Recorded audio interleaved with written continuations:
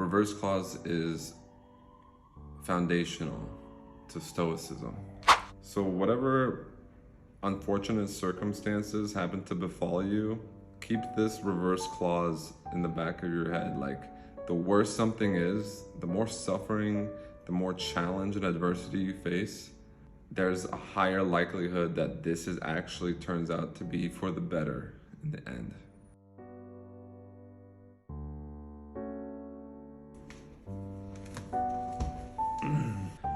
When Zeno of Citium was shipwrecked, he ended up in a bookstore in Athens.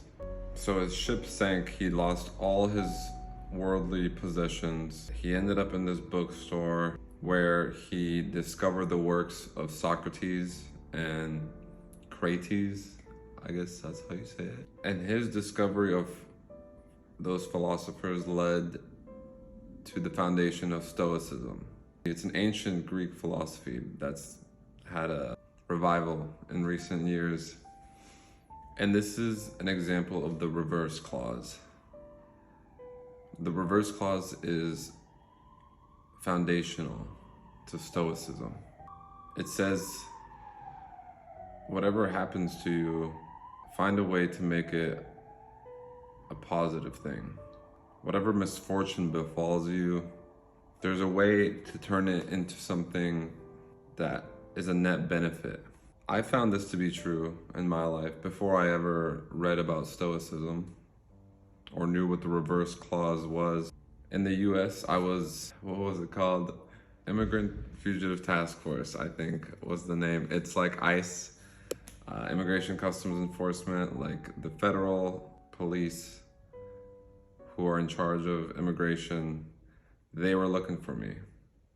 I lived in the US from the age of 6 to 24. My family came as refugees during the Yugoslavia war.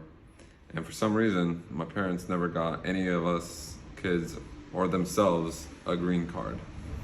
This is pre 9/11, so we had a social security card and we had IDs, but they never applied for a green card. It wasn't a big deal back then. It became a big deal when I started getting arrested as a teenager.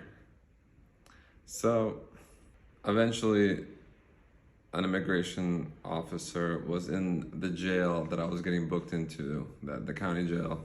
And he was like, oh, this guy has a criminal history and he's actually here unlawfully.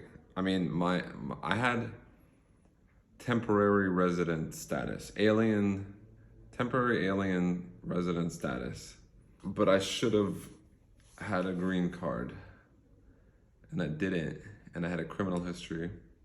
And so I ended up having to spend 3 months in immigration jail, immigration detention center, which is worse than any jail I've ever been to, in the desert of Tucson, Arizona.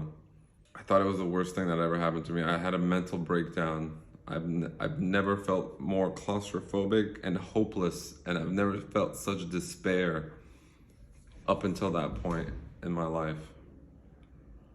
Eventually I got used to it, and I ended up back in Croatia. My wife came with me.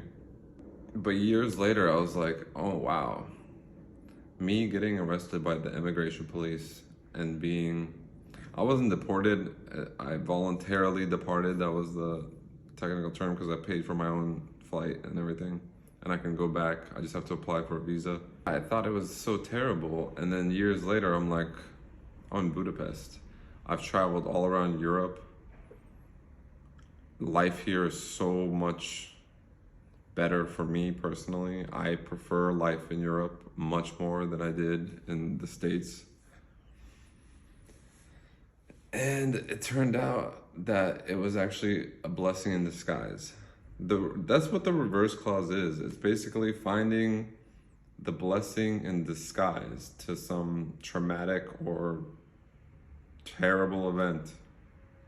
Terrible on the surface, but it turns out after it unfolds, it turned out to be a good thing because it led you to where you are, which is a good place. The second one was my divorce. My wife left me, took all my money.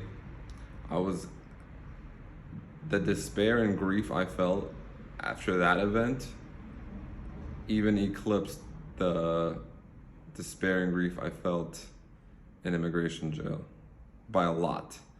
And not only was it worse, like emotionally, but it was sustained. The pain, the emotional pain, the devastation, the grief. Oh man, it was so bad, and it lasted so long. I thought it would last a few months.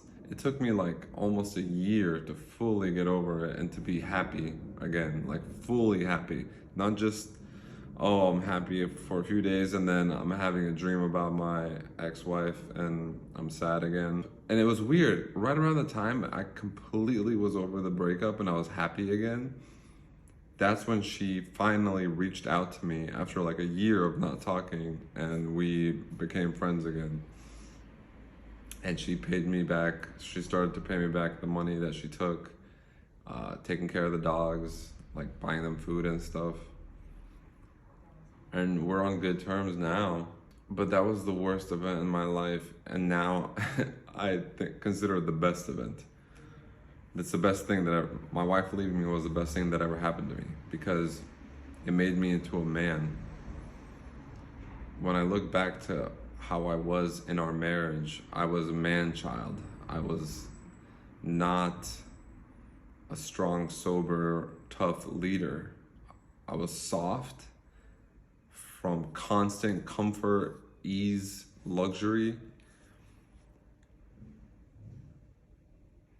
And I knew it was wrong, but I couldn't do anything about it. I was trapped in that lifestyle. We were working together, making a lot of money, and there was just no way. I had to be forced out of that lifestyle and into something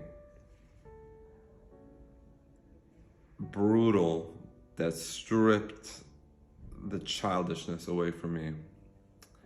And now I actually feel really good being disciplined, honing myself as a man, my masculine virtues. But yeah, Stoicism came about from Zeno of Citium getting shipwrecked and discovering philosophy.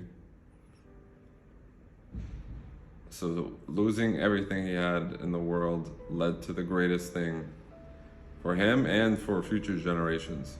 Me losing everything I had, thought it was bad. Turns out it led to my new path, which is far better. It led to a virtuous path.